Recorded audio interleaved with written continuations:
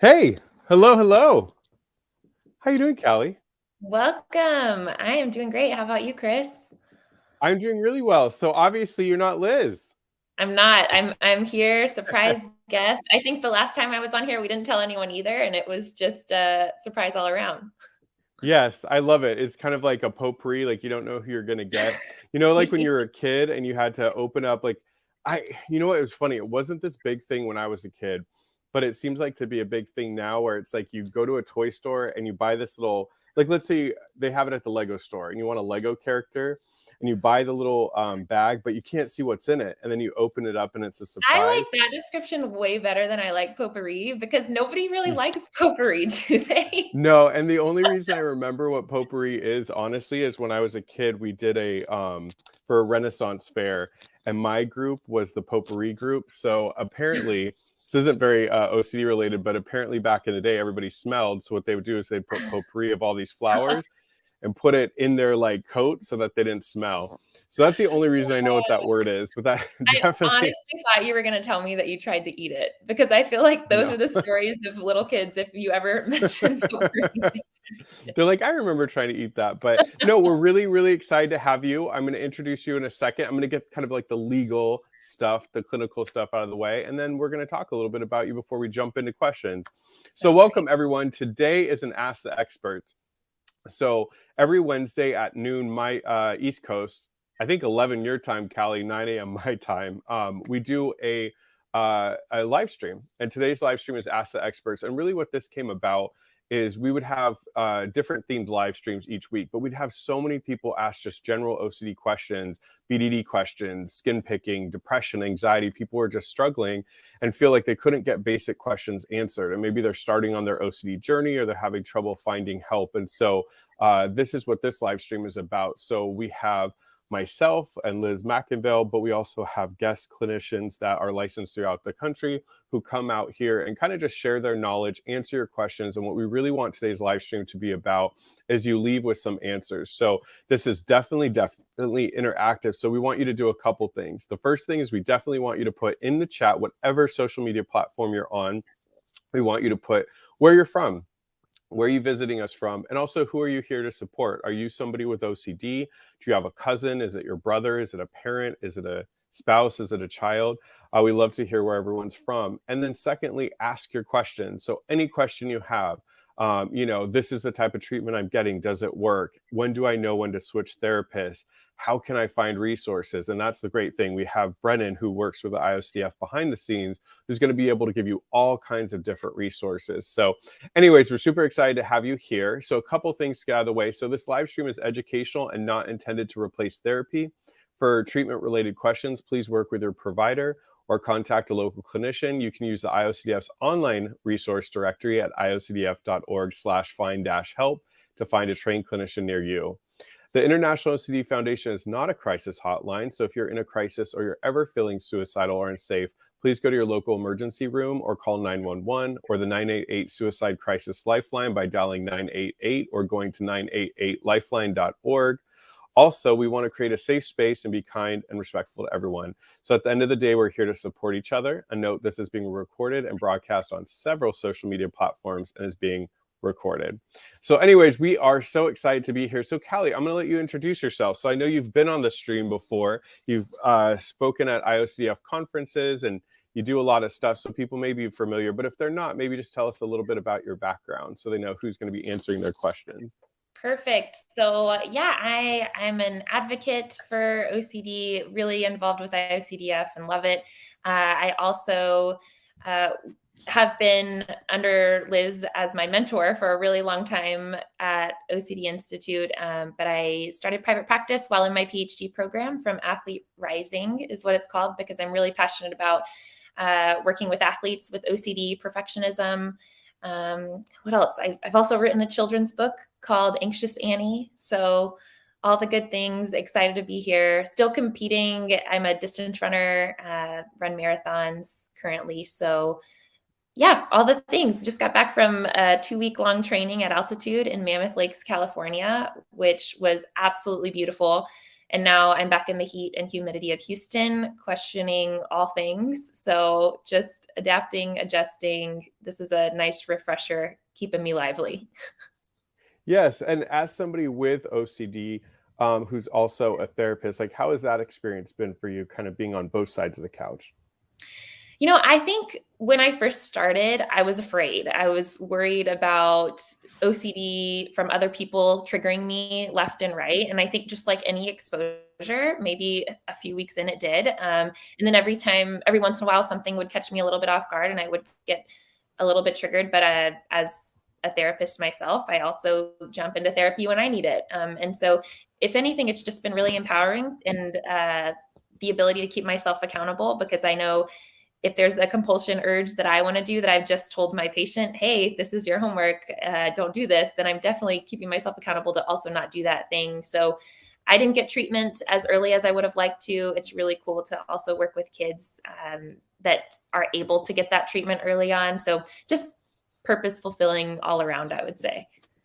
Nice, nice, nice, nice. Well, thank you so much for being here and lending your clinical expertise. And I love the fact that so many people with OCD go back to do something, whether it's advocacy or being a therapist or both. And I think it's important because we did a live stream last night. We were talking about stigma a lot, and there still needs to be our community speaking up for what OCD really is. And Tom Smalley was on this live last night, and I know that you guys work together. And I already kind of knew this because I used to run gyms out here in Orange County, and I played sports myself in high school and college before OCD hit. But each kind of like groups have their own things, and I know there's a lot of perfectionism, there's a lot of OCD, there's a lot of thoughts about mental health in kind of like the sports and the athletes realm, but I see a lot of perfectionism in my clients who are athletes. There's a high school out here, Modern Day, that's really well known for sports, and a lot of people end up going on to play college and professional, and a lot of them struggle with perfectionism. A lot of them struggle with getting mental health in that athletic space. So what I think is so great is kind of you're like a blend of all the different things that need support, and so it's exciting to have you. Thank you. Yeah, so pumped to be here. Yes, and my name is Chris Tronson. I'm a licensed therapist here in California. Like Callie, I have OCD myself. I had severe OCD, and after my own recovery journey, I went on to become an advocate and now become a therapist. And so I'm here supporting all of those out there watching, and we are so happy to have you. So once again, I already say a question or two in the chat. Ask your questions the whole hour long. We also have questions that we had pre-submitted. So I am going to put those, we're going to put those up as well and kind of go back and forth between pre-submitted and questions that are being asked live. So the first question that we received, it was a pre-submitted question. So someone said, what are your thoughts on using positive affirmations for OCD? So if you had a client, you're working with a client and they found positive affirmations useful, or they came to you and asked about it, what would be your conversation in the session about those? You asking me, right? Yeah. Okay. So I think of positive affirmations a lot like cognitive behavioral therapy without exposure response prevention. And so there is a place for them, right? Especially when, let's say, somebody struggles a lot with negative self-worth, low self-talk, or low worth, low being. And so they may tell themselves, I'm a failure. Well, I think it's helpful to learn to reframe those thoughts because if anyone tells themselves, I'm dumb, I'm dumb, I'm dumb, they're really going to start believing that they're dumb, even when they're not.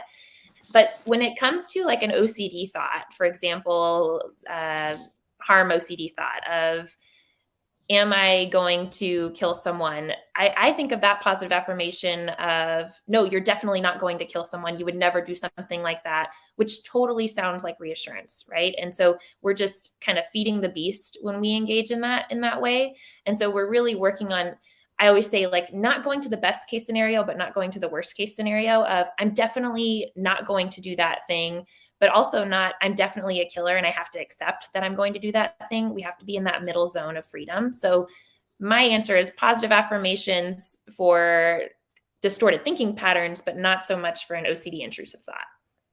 Yeah, no, I agree. And I think the important thing when people ask questions like this is we obviously, as clinicians and people with OCD, have like our general answer. But the reason I phrased it to you about like having that conversation in the therapist room is I think it's important. So for instance, like if I have a client who has both OCD and depression, and they're really struggling with the depression, they're having really negative thinking about themselves, but they're finding quotes online, or they're finding an affirmation that they wake up with, or they're journaling and they have, an affirmation they like. We love that, right? We love that they're sort of kind of reframing their day and their life. But as Callie said, if let's say you have intrusive thoughts that you're going to hit somebody with your car, if every time you're driving you're saying, I'm not going to hit with my car, I'm not going to hit with my car, the reason reassurance doesn't work like that is because think about an argument back and forth in real life. That conflict in your brain is going to keep you attuned to those thoughts, attuned to the situation. So as Callie said, you don't have to sit there and be like, I'm going to kill everyone or run people over, etc. But what we're trying to get you to do as therapists is to recognize there's no real reason to be afraid in the first place. So we want to give it as little attention. So I think it's a depends kind of answer. And I always go back to motive. Why are you doing it? That's going to always kind of tell you, like, are you doing it for general support reasons, or are you doing it because you definitely want, to feel better in the moment? Yeah, all right. So the next pre-submitted question is, what do you think about group therapy?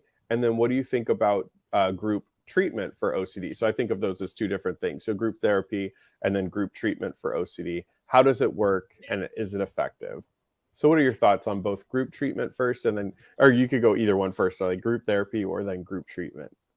Yeah, I think of group therapy as like, this is the therapy that you get, and you're working with a provider and then other people with OCD. And we've done something like this before, and I think we have to take finances into account. There's a lot of things that may be the best option for somebody, but I would say ideally it would be great for anyone, if they can, to get their own specific treatment plan one-on-one with a provider, especially if this is the first time they're getting OCD treatment. We know that there's a lot of stigma and shame tied to OCD behaviors and intrusive thoughts that doesn't need to be there, that it's just so much easier when you're working one-on-one to normalize. And so I think group therapy can be really awesome to transition into, but if it's the only form of support, working really hard to get comfortable with that group, and maybe recognizing education as much as you can individually to know that there is so much stigma tied to it, so that you can be open and honest. And then group treatment, when it comes to exposures, I absolutely love doing like group exposure work, right? Because maybe you're going around a house together and everybody in this group struggles with contamination, OCD, and then you see your peer facing a really scary fear, motivates you to be able to say, okay, well, they did that, so I can do my work too. And so we call that, at least in Houston at OCDI, ERP on the go, where everybody's working together and doing their exposure work. So I think there's a lot of positives, but again, I think there's this individualized aspect where someone really does need that one-on-one work first, if possible. Yeah, no, I agree. So I'll start with like a support group first, and then I'll go into like group therapy. I think support groups are great. I actually run 3 support groups. I run 2 weekly ones. I do an adult support group on Tuesdays, and then my group tonight is my teen and young adult group. And then I run a free family and loved one support group every second Saturday of the month. And I think group therapy, or support groups are amazing. You have a place to go. You hear from your peers. There's other people going through what you're going through. The cool thing is, like at my group, I'm sure it's like this at a lot of groups, when you first enter a support group, you don't have to talk the first time, or you don't have to open up and share. What I hear a lot from my clients that have taboo intrusive thoughts, so let's say those are sexual intrusive thoughts or harm thoughts, what they'll come to me all the time is they'll say, oh my God, I'm not alone. Like, to see other people just so freely open up and talk about them and their treatment around them, that's amazing. It makes me feel like I can get better one day, and it makes me feel like there is hope. So I think support groups can be a great adjunct to your treatment. I also think sometimes, unfortunately, based on finances, some people can't find other treatment, and a support group can be helpful. I agree with what Callie's saying. If you can do one-on-one treatment, I always think that's a good place to start. That way, in the privacy with you and your clinician, you can create that hierarchy, an understanding of your OCD. But I do know that sometimes people have to go to residentials or higher level of care, and you do get that one-on-one, but you also end up getting some group treatment. So you're doing things in groups. So as always, the good thing is they're all effective. It's more so what works for you. Are you okay doing therapy and being open in front of other people? Then support groups or group treatment might be good for you. Are you somebody that would rather and prefer to be by yourself? You're just not at that point yet. Then, as Callie said, maybe one-on-one would be a good start. And then you and your clinician could help you transfer into a support group, or if you need a higher level of care, with group therapy. I know like my support group now, it's virtual. But when we used to be in person, and we're trying to go back in person, the young group, man, they would be the ones that would call the shots. And we have an IKEA like right by my office. And I remember they're like, can we go like do exposures in IKEA? And I was like, oh my goodness, taking a bunch of teens and young adults. So we got all their parents to sign okay, and we went. And it was cool to see everybody encourage themselves. I just remember like there was someone who wouldn't eat food with their hands. And it was holding them back, and they're embarrassed to go to places with people. And just to see this person like feel confident because all his peers were like rooting him on, you got this, to have him eat the food with his hands. Or another person was like, I haven't been able to stay at a hotel or a friend's house because I don't want to sleep in a bed that's not mine. So like laying in the bed at IKEA, and just to see everybody kind of root them on. And my clients with social anxiety, like going up and asking the workers questions and things like that. So I remember one of them went up to a stranger and was like, can you take a picture of me and my friend? Just things like that they were so nervous to do, but felt empowered with others. What are something that you've seen like other people like encourage someone? What have you witnessed that you felt empowered by? Yeah, you reminded me a lot of like the people pleasing aspect that a lot of individuals with OCD have, right? Is this like need to please. And I think there's balance in that. And sometimes that has to be something that we target as well. But when it comes to some exposure work, the group can be so incredibly helpful. And I'll just speak from a personal example. I have this individual right now that is just killing it with their exposure work, and just doing so many difficult things, even from an aspect of like, past OCD fear that was triggering that they struggled with for years. And I still have one of those that sometimes if I let it come up, it just like scratches the surface and gets a little bit uncomfortable.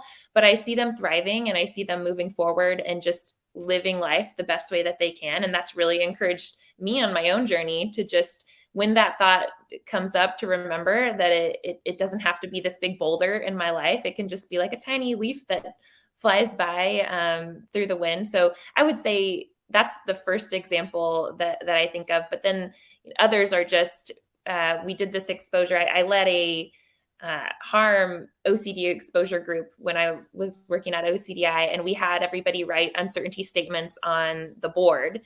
And there was one, we would lead this group, I think like once a week. And so there was one individual that wouldn't ever write on the board, and they would just kind of sit there and take it in. And I know with harm OCD, pretty much anyone doing an exposure was also doing an exposure for everyone else in the group too.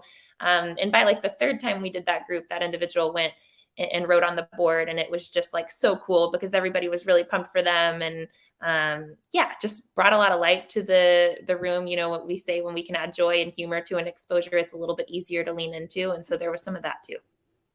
I think too, as you were talking, I think one thing cool additional is, I know for our support groups, like people exchange numbers, and then they end up meeting up and getting coffee and becoming friends. And especially my teen and young adult group, they're great kids, they're great teens and great young adults. And sometimes they don't have friends just because the OCD has kept them housebound or homeschooled. So I always think it's cool to see. And, the IOCDF has the 1 million steps for OCD walks.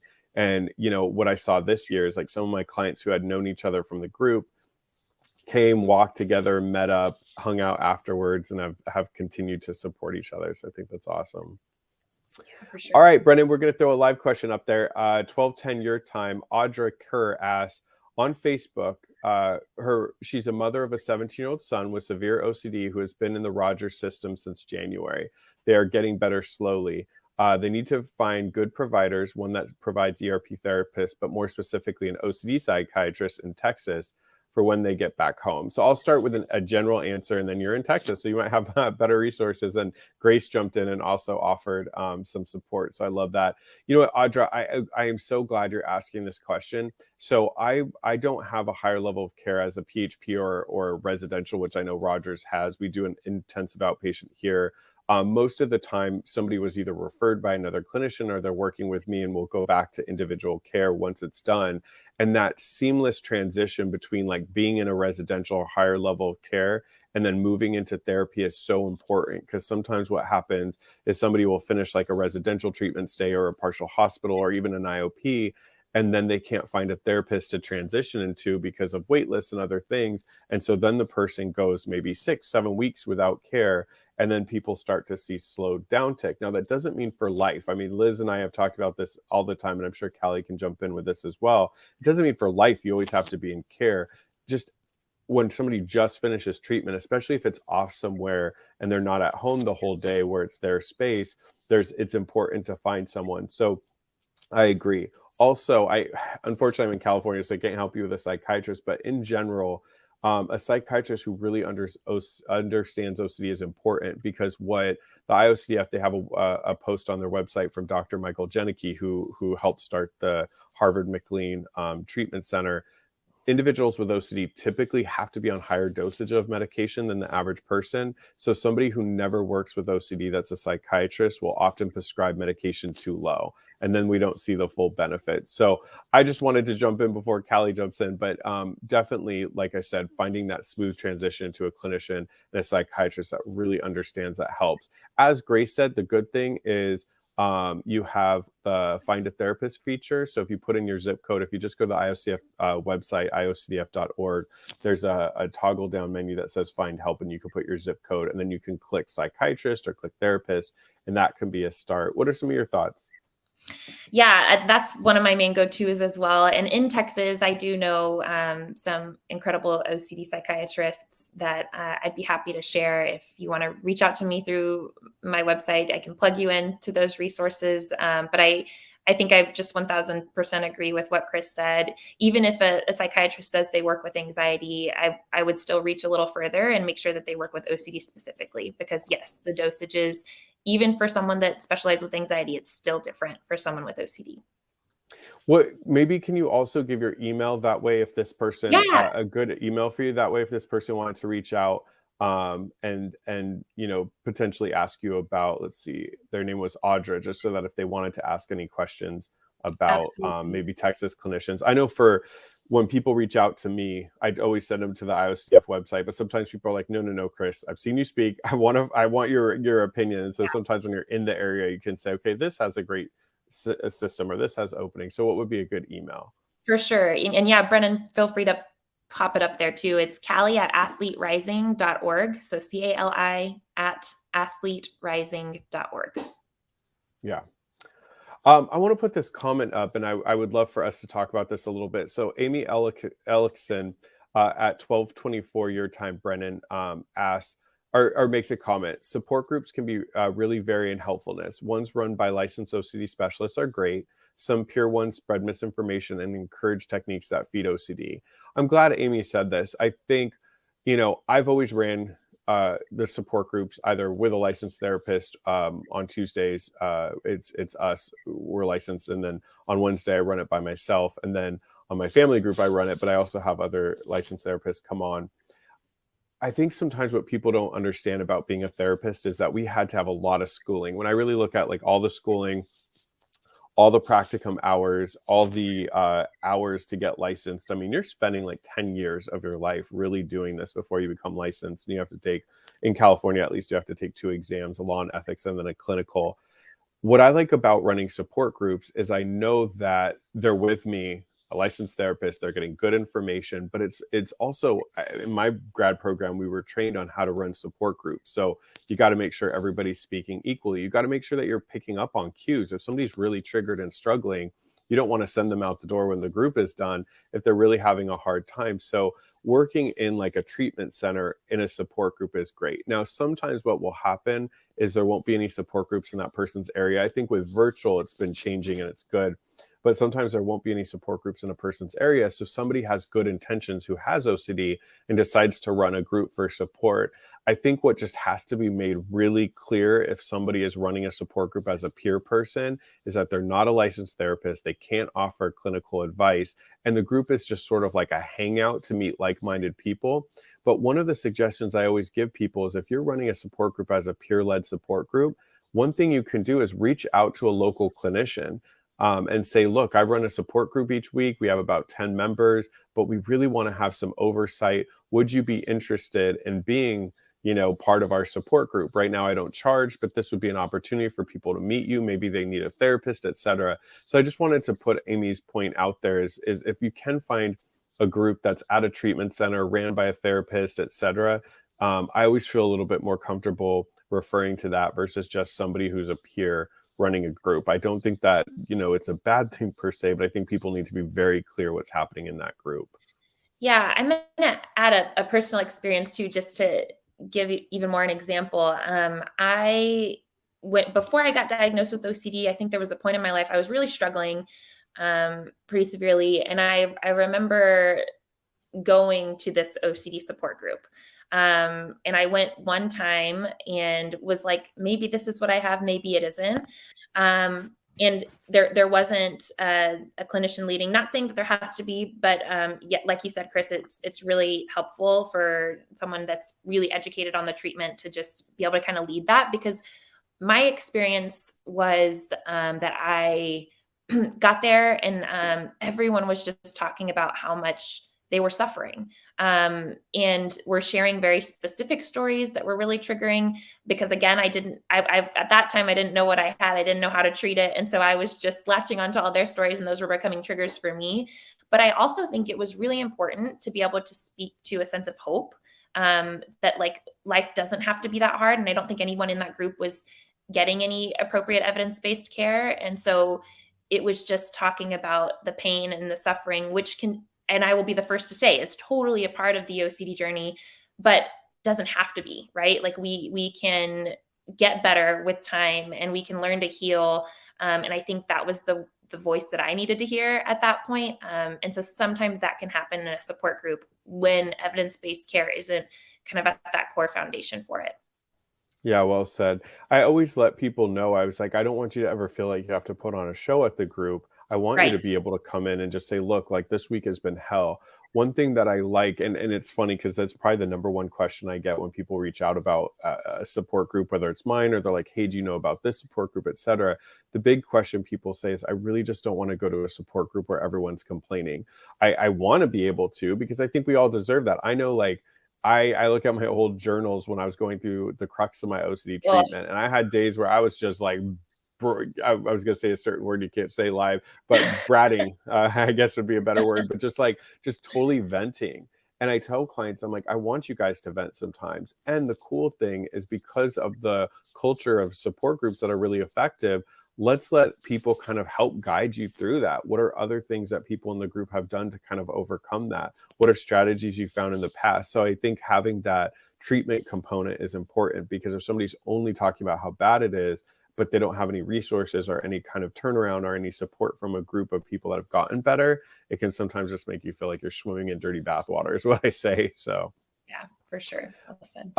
Padmini at 1224 says, Cali, you talked about holding yourself accountable. How did you get to that point? I see a lot of avoidance. It's funny because I know that that was a talk that you talked about at the conference, about like accountability and how that really helps. And, I hope people don't hear when Cali said like she's holding herself accountable. It's not that she's saying she's blaming herself. I'll let her explain. But I know that sometimes people think like, if a therapist says, hey, it's time to really hold yourself accountable, we're not saying like blame yourself or etc. Saying like, hey, it's time to like take that to supercharging it better. So when you talk about like holding yourself accountable, what was effective for you? Yeah, that's a great point. So when I was using that example a few minutes ago, I think I was saying that there's this thought that happened when I was like a senior in high school or some time way back when, that if I can sit here long enough and just sit here and think about it, I could probably trigger myself. And for me to accept that thought, like this definitely happened, that would not be holding myself accountable, right? Because my brain is going to continue to try to make me feel better by saying, well, maybe it didn't. Maybe you've got to figure out how it didn't, and or I'll just fully accept it and then become depressed, right? And so that's that two ends of certainty that we don't want to be at, and that it's not helpful to be at. And by holding myself accountable, what I did was finally start to say, the more I try to figure this out with certainty, the more uncertain I become. the more I try to spend time thinking about this thought from years ago, the more I'm going to fill the blanks in with false information and the more confusing it's going to get. And so holding myself accountable was being able to say, and I'm going to try to move forward. And like, if I was really triggered at that time, trying to move forward would be, I'm going to, in the next 5 minutes, try to laugh at a joke. Or I'm going to, in the next hour, try to ask my friend how they're doing and really hear what they're saying, right, about their story and their life. And like, those are just values-based living pieces of holding myself accountable, because I know that doing the opposite is not accountable to my values. It's accountable to OCD's values. And so I do that in a lot of different ways. One, I have a lot of values of like my career, wanting to do my best so that my patients can see a clinician that is fully present and there for their needs. I want to make sure I'm there for my friends, for my family, for my dogs, all of the things. And so I'm accountable because of those reasons. I'm accountable because I want to be able to go to my therapist and tell her, yep, I did my homework and I did what I was supposed to, and I checked the list, and I'm still walking that journey the way that I need to. So I think find reasons to be accountable would be the best answer, because just because of, well, I just need to do this would never be enough for me to motivate myself, right? I need those other fine-tuned reasons to be able to work forward. Yeah, when I think about accountability, I was thinking as you're talking, like in my own journey, like what really helped me turn it around. And what I would say that one accountability is, what really helped me understand is, yes, I was getting OCD treatment. And when I thought about like my friends, my family and stuff in life, when we all kind of have been doing something for a long time, we have patterns, and they can be unhealthy patterns. Maybe it's always showing up somewhere late. Maybe it's cutting people off when you talk. Maybe it's somebody who wants to quit smoking, etc. The person has to make some change, and there has to be a mind shift, right? There has to be kind of like this cognitive shift or this mindset shift to say, okay, I recognize the way that I'm living isn't working. I've been giving into the OCD so much and nothing has ever changed. In fact, my life has kind of spiraled down. This is how the OCD tricks me. I'm kind of understanding like how I'm getting here. I'm understanding like how I'm being bamboozled mentally and emotionally. And then I have to make some behavioral changes because what I've been doing isn't working. And so I think when I stopped assuming my therapist was going to somehow fix me, and it was kind of like, no, my therapist is giving me so many good tools. That's what's going on here. And I got to make change. Lastly, what I'll say quickly about avoidance. I mean, always remember that we're never expecting to go from where you are today to like tomorrow to be completely different. Like you can take steps there. So sometimes clients will be making headway, but they'll be like, oh, I still avoid here and there. If, in a perfect world, if you could drop everything, great. But if you can't, don't beat yourself up too much. Sometimes you're just going to need, a little bit of a momentum. You're doing some good stuff and other things will change. I just want to say hi to Belinda from the Anxiety and OCD Treatment Center in New Jersey. I just like Belinda. I wanted to put up Sarah's comment at 12:27. Sarah says, I'm in Texas too. IOCDF's resources led me to Baylor Medicine, where I'm scheduled for an evaluation next week. I then hope to do inpatient at OCD Institute of Texas next summer. I'm excited and hopeful. The reason I wanted to bring up this comment, so I'll answer the first part and I'll give you a question about it. What I love about the IOCDF, and I think I don't know if people always know why I'm so dedicated. So if you see my face at IOCDF things, why am I such an IOCDF supporter? And it's because, Sarah, my story is the same as yours. I went through so much bad treatment. I went through a suicide attempt, a hospitalization. I was at the lowest in my life. We tried so hard to find me care. Everything wasn't working. And when my mom came across the IOCDF, we were able to find a therapist that really understood the OCD, the treatment. That therapist identified the body dysmorphic disorder, and I got care. So without the IOCDF, we wouldn't have had resources. The question that I want to throw to you that Sarah kind of sparked is, she found really good resources. And I know, it's not just in Texas, there's good resources around. Why is it important to find somewhere that's kind of, OCD specific, known in the OCD space? You don't see that they treat 4,000 things on the website. Why is it important to find that kind of care? Yeah, OCD care is so specialized and unique. And so when someone says, oh, well, I treat CBT and I know that that's what's used for OCD, we just differentiated the difference between CBT alone and ERP a little bit earlier, right? And so it's so essential for somebody to be able to get that OCD specific work, and to have someone that's been trained in that and fully understands, because the outcome, if it's a different form of treatment that you're getting for OCD, can be horrendous. I think Chris has spoken to that a little bit. I was sent to a hypnotherapist when my scrupulosity was really bad, and one can imagine that only exacerbated the symptoms much worse. And individuals with OCD that are really suffering are already at their final thread, right? And so we don't want to make it any worse than it already was. So it's important to get plugged into that ERP specific provider through a resource like IOCDF. And Sarah, I'm excited to hear you're in my stomping grounds. I did my internship at Baylor College of Medicine and then went to OCDI. So I hope to see you around. You're in really good hands. Nice. April Smith, a quick answer. It asked at 12:30, is there resources to find a good support group in other states? So April, where I'd start is going to iocdf.org/find-help. And then there's a tab where you can put like types of treatment and you'd want to put a support group. Don't forget there's a bigger tab that says virtual, so you could find a support group that's also virtual. The other thing is, if you don't find a support group on the IOCDF website, find a couple therapists in your area and reach out to them and say, hey, I'm looking for a support group. Because the good thing is, like, I'm in Orange County, California. I've kind of made it my mission to get to know the therapists here and to connect with them. And so if somebody reaches out and asks me a question and I don't personally do it, maybe they need a Thursday night support group or they want a morning support group. I know all the different clinicians in the area and what they're doing. And so I always tell people, if you can't find something on the website, reach out to someone in your area. Or the other good thing is the IOCDF has affiliates all in the country. And so you could find an affiliate and say, hey, you're my New Jersey affiliate. I'm looking for a support group. Do you have any suggestions? Michael at 12:30 says, I personally would like to see more non-professional OCD sufferers on the live stream, I think is what they mean. I think it would be great to chat to each other. Michael, I'm not sure if you're aware, but the cool thing is on Tuesday evenings, that's all of our live streams. So for instance, I was off my professional hat and was my OCD hat last night. We did a live stream about resources and stigma. So Ethan Smith, Katie O'Dunn, and a couple other non-clinicians run those live streams. So where you're watching this, if you come on at 7 p.m. Eastern time, those are Tuesday evenings, and that's community conversations. And we love what you're saying, Michael. So you'll have individuals that all have OCD just really discussing. The reason we make sure to have professionals on this live stream is because we're asking clinical-based questions and giving support.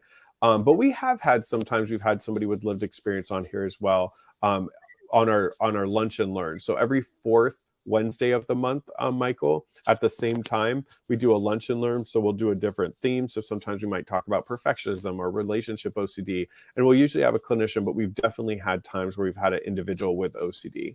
But thank you so much for the observation. And that's something that we'll take to our meetings. We really, really want to hear from all of you.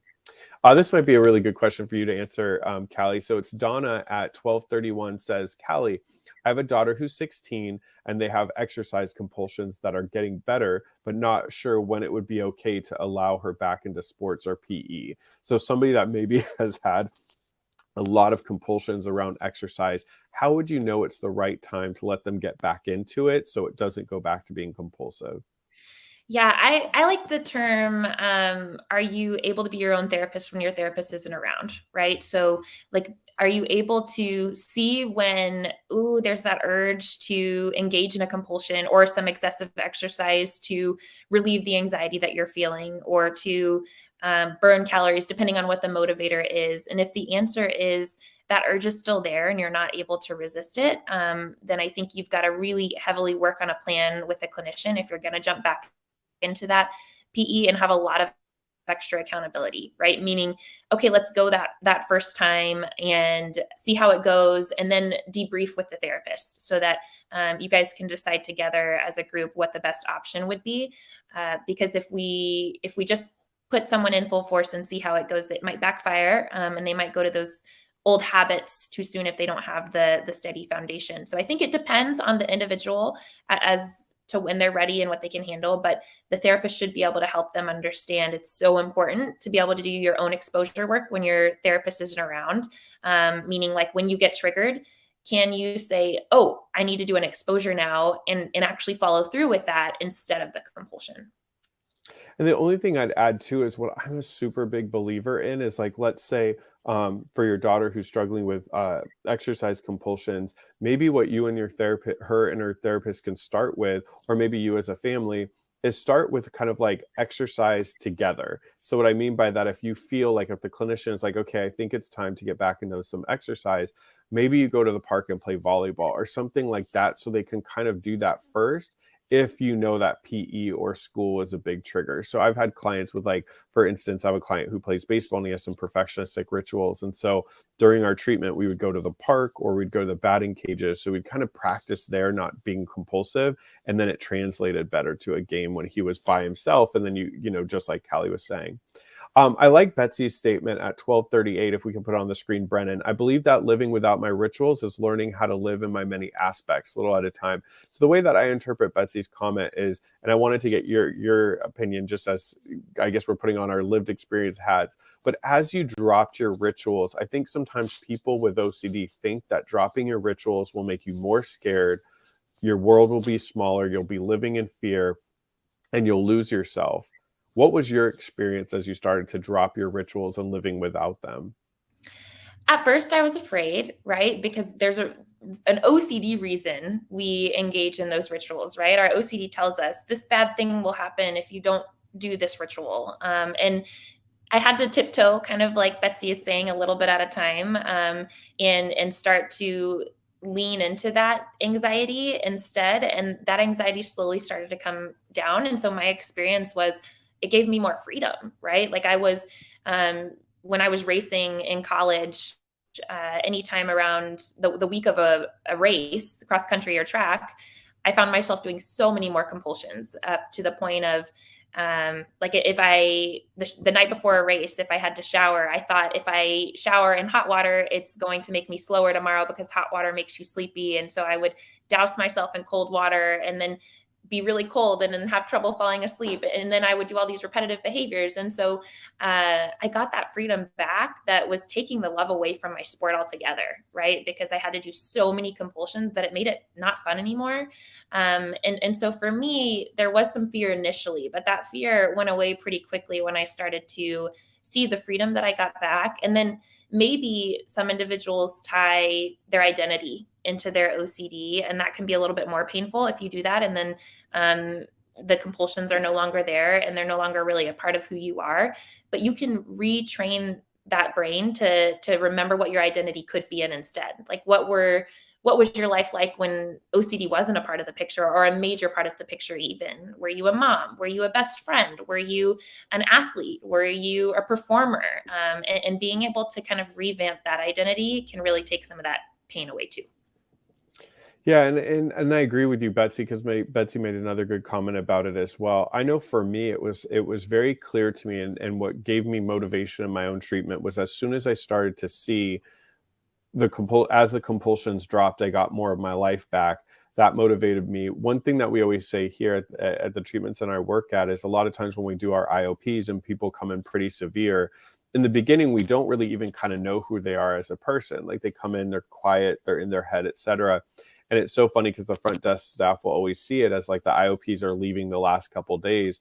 The client is cracking jokes and they're laughing and they're talking about something they're interested in. The staff is like, oh my God, they're funny, or they're this, or their third weeks of group compared to their first week of the support group in the evening, Tuesday or Wednesday, depending on, it's like, you'll see the progression. So I always tell people is like, as you drop those rituals have nothing to do with you. They have everything to do with OCD and a lie OCD's told you. But as you kind of drop those rituals, you'll start to get yourself back and you'll feel more connected. So Cash asked if you are with the OCDI. I believe you were there, right? But now you have your own treatment center, right? Yeah, I do my own practice now, but I'm still at OCDI all the time, kind of just helping, and I see patients out of there, and so still very involved with that. And I saw Cash had another question for me. My dogs, two dogs, are both rescue lab pit mixes, so very near and dear to my heart. Oh, yeah, it's so cool. At the treatment center, sometimes people bring in their dogs, like support dogs and stuff. But so I have two dogs, but one of them unfortunately passed away December of 2020.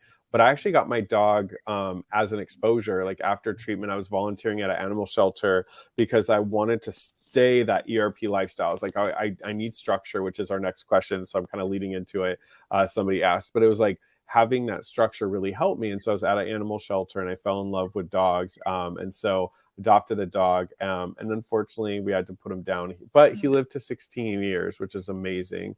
But it was just really, really cool to have a dog through treatment. And now I still have a dog who's also a Maltese and poodle. But dogs are amazing. And actually, I'm a research nerd, and there's definitely articles out there that say when you have OCD, anxiety, depression, having a pet can absolutely help you. So I always tell parents, if you have a kid or a teen, or if you're an adult yourself, of course, too, you don't have to ask for permission, but sometimes getting a pet can be helpful, especially if there's some anxiety around it.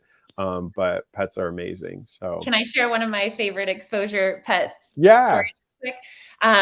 So I was working with someone with contamination OCD, and there was this bag that we were working on being able to contaminate like a little bit at a time each session. We would get closer to it. We would do some cross contamination, but still very early on in this exposure phase. And we were sitting there. This was virtually at the time during COVID. And my patient looked over and was like, "Oh my gosh." And I said, what's happening? The dog was throwing the bag up in the air, playing with this contaminated bag. Um, and so they love being a part of exposure work. Pets in general, it doesn't have to be a dog. And sometimes they'll take the initiative and maybe do a little bit too much too soon, but they mean well. Yeah, no, absolutely. It was funny because when my dog would do something gross, I just loved it so much and it helped me get better.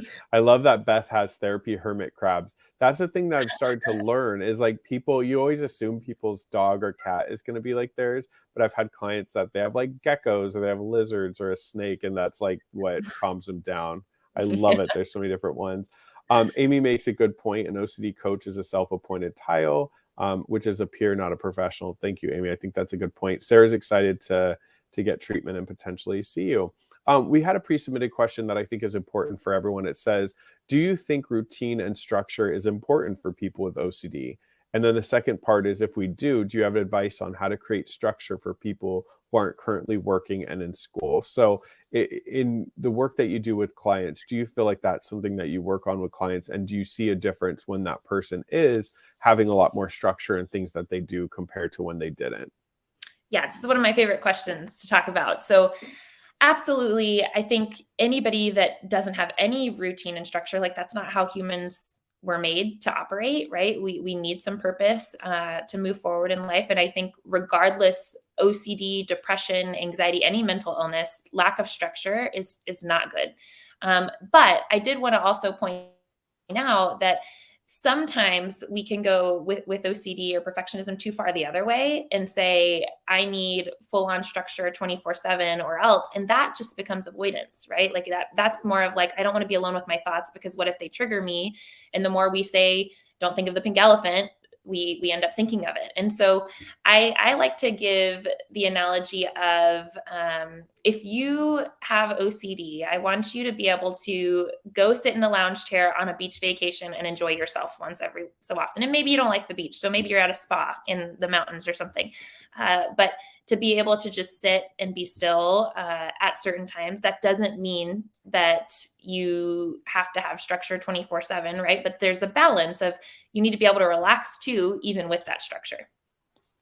Yeah, I tell people that part of our treatment is going to be getting you back into things that you enjoy. There needs to be structure. And the reason for that, the analogy I give is like, if you're alone in a room with OCD and it's talking to you and screaming, it's hard to not listen and not give in and not focus. But if OCD was trying to have a conversation with you at Disneyland where there's other people and there's rides and there's so much going on, his message or its message gets lost, right? So when we have a lot more going on, it's hard to prioritize OCD because we got to be at work or our friends picking us up or we're walking walking our dog. So I always tell people start small. It does not have to be where you finish treatment or you're finishing treatment, because you don't even have to wait till you're done with treatment and suddenly you need to be CEO and get a PhD and you have to travel the world. I think there's that all or nothing thinking.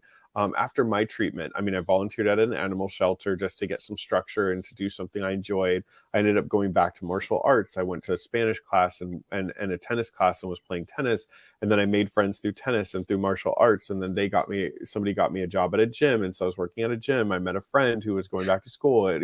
It's like, as I got involved in things just grew and grew and grew. And I see that. I mean, I had a client who did really well in treatment and they went on to go to school for cosmetology and started their own brand. And it was just like, I remember, us reconnecting and the client was just like, I am too busy to have OCD. They're like, I don't even care on days off. I don't need to be busy all the time, but I never want to go back. And so the way that I do an exercise with clients to help them get started, what I'll do is I'll have them take a sheet of paper and do 3 different lists. So the first list is 1 through 10, and I'll have them write out 10 activities or things they were involved or passions that OCD took for them. So for instance, I was always in martial arts and I stopped because of harm fears of hurting someone. So that would be an example for something in my top 10 list.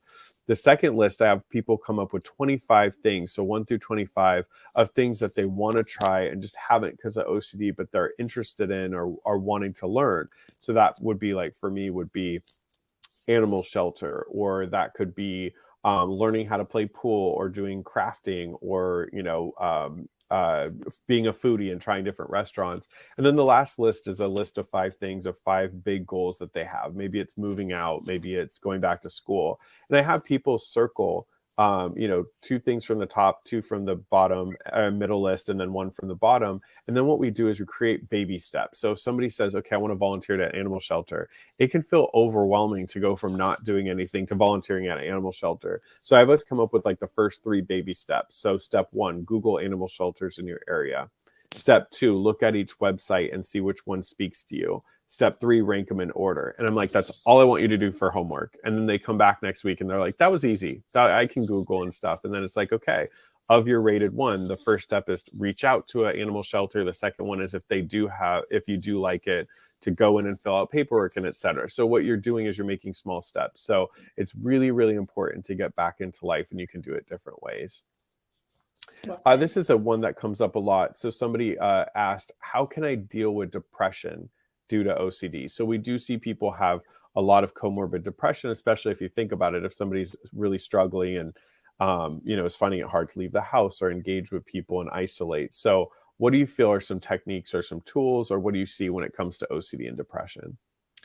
Yeah, I know with OCD, we're often told to do the opposite of what OCD wants, right? So if someone has sexual intrusive thoughts and they are avoiding hugging their parent, leaning in and hugging their parent when they're at that level of exposures would be to work on that. And similarly, we can do some of those strategies with depression, right? Depression says, well, you need to stay in bed all day. You don't have the energy to do X, Y, or Z. So like getting up and going for a walk around the block, even though you don't feel like it, right? Or starting that conversation with somebody, even though you'd rather keep to yourself. And often we still don't feel great, right? But that's the behavior change has to come before the feeling. So we change the behavior, and then a little bit at a time, that feeling can start to change too. And then when OCD and depression are in the box together, a lot of those exposures start to give you more freedom, which helps the depression feel better too.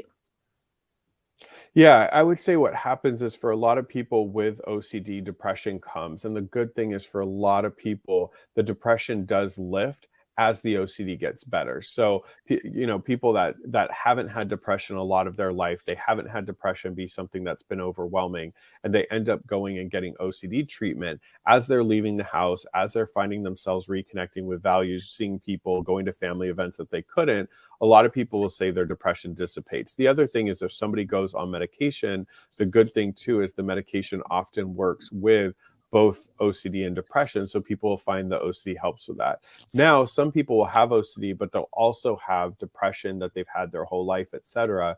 And so one of the things that can sometimes be difficult is the depression so bad it makes it hard for people to do OCD treatment if it's separate like that. And sometimes you want to find a clinician. I feel like most of us clinicians who treat OCD also treat depression. And so there's cognitive behavioral therapy can be great for depression, but behavioral activation is great as well. And so it's just finding ways to get yourself active again and reconnecting. And so a client that I was working with yesterday, I mean, they really struggle with depression, but they've been starting to take over some of their daily chores, kind of like, laundry, making their own food. They're walking the dog now. They're just finding more ways to kind of get up and get going, and they're finding that their depression is lifting. So sometimes people ask, like, do I have to treat them at the same time? Which one first, etc. I usually tell people whichever the one is the most dominant and overwhelming, that's what you should treat first if the other one can't even be looked at. But typically people will notice that their depression lifts. Is that what you kind of see, like, as people get better? Yeah. And I wanted to echo something that Cash said, easier said than done. And yeah, totally, right? All exposure work, all CBT is so much easier said than done. And I think the important piece to remember is everybody's first step looks a little different, right? So somebody's first step might be to get out of bed and go for a walk around the block, but someone else's first step might be to send a text message that they've been avoiding for a long time, right? And not comparing yourself to other people's journeys is super important. But I always like to say, you can make a step different than yesterday. And if that's one breath different, that's still different. So just remember the different small steps. Yeah. My son, another question we got, my son is back from an intensive outpatient program, and I can see he's having a hard time with OCD and is relapsing back again. Please let us know how we could deal with it. What I want to say, first of all, is the same advice that we gave earlier, is an IOP is meant to say, look, you're going to have an intensive period of time. It doesn't mean necessarily that it's a boot camp and you're going to have to do horrid things. I think sometimes people get scared with the word intensive, but you're going to go for an intense period of time. You're going to learn about OCD. You're going to learn about the cognitive part of it, the strategies. You're going to learn about the behavioral parts. You're going to have a hierarchy. You're going to have a fear structure analysis. You're going to start doing exposures. You're going to start making changes. You're going to make plans. It is meant to be a good kickoff and a start to your journey and to give you an opportunity to make some real big changes. But as somebody returns from an IOP, they need care afterwards. So I liken it to exercise. Like if you were to go and do a lot of like a boot camp, let's say you go on a trip for a couple weeks and there's going to be hiking and mountain climbing and all this great stuff. When you come home, you still got to work out at your own on the gym. And so you need to be able to have that. So what I tell people is make sure you have a clinician. Sometimes the treatment center you got the IOP from, a clinician will see you there on an outpatient basis. Sometimes you have to go elsewhere, but make sure you have that transitional care. And then lastly, remember, a relapse is when somebody has completely gone back to start. They've given up on all their treatment and they're not even trying. People have ups and downs and lapses. I mean, Cali and I can talk about, clients can have bumpy weeks and then they have great weeks. And we just want to make sure there's consistent forward momentum. But if you can get them back in care, consistent care, and then make sure that they're learning from their lapses, what happened. And often it's because clients aren't keeping up with the work or they're going back to old habits. Icing on the cake answer. I don't think I have anything else to add. Perfect. Awesome. Well, thank you so much. I first want to thank Sarah. You're so sweet. I'm so glad you're here. We're here every Wednesday, so we really, really hope that you're here. And like Cash says, OCD may be something we live with lifelong, but man, I can tell you right now that my life is 3% OCD and 97% life, when it used to be the opposite. So we get so much better. I want to thank you, everybody, for submitting the pre-submitted questions. We really appreciate those that send those. And then we love the live questions. As always, the Ask the Experts is all about you. So those of you who participated today, asked questions, put comments, and shared, y'all are the real stars. So we really, really appreciate you. Thank you so much, Betsy. Thank you so much. And yes, the cool thing, Linda, is all of these are recorded. So if you missed any of this live stream or you want to watch previous live streams, all of these are recorded. If you go over to the IOCDF's YouTube channel, so you just go to youtube.com/IOCDF. If you click on the live button, it will show you all the live streams, and so you can watch any of these back. or if there's a question that you really liked an answer to and you really want to share it with a loved one with OCD, please, please, please watch it back and share it with people you think it would help. I just want to say my heart is always warmed when I see the comments because it's just people really supporting each other. You all are OCD warriors, and you guys are all always so kind. So thank you so much. A huge thank you to Cali. Cali, thank you for coming by. It was great having you. Yeah, loved it always. You guys are incredible. Thanks for making it happen and for inviting me. Yeah, where can people keep up with you if they want to connect or they want to learn more? Yeah, you can follow me on Instagram, Cali Werner 1. You can email me. I think the email's up in the chat somewhere, cali@athleterising.org. And if you're in Houston, please stop and say hi. I would love to see you. Absolutely. Well, thank you everyone for coming by.